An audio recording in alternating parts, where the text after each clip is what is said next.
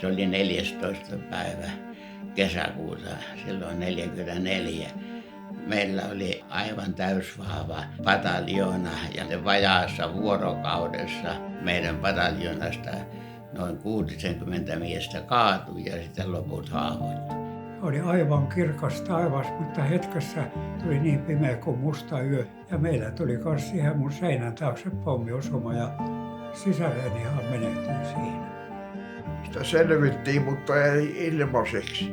Kyllähän se oli todellista työntekoa. Maa oli jakautunut poliittisesti vahvasti kahtia. Talvisota ja jatkosota on meille enemmänkin kuin pelkkää historiaa, vaan se on myös osa kansallista itseymmärrystä. Me olemme osoittaneet, että meistä löytyy tiukan paikan tullen yhteishenkeä ja lujaa tahtoa. Ja ymmärrämme myös sen, että mitä itsenäisyyden ja sen mukana tuoman kaiken hyvän puolustaminen voi vaatia. Suomi on hyvä maa. Se on puolustamisen arvoinen.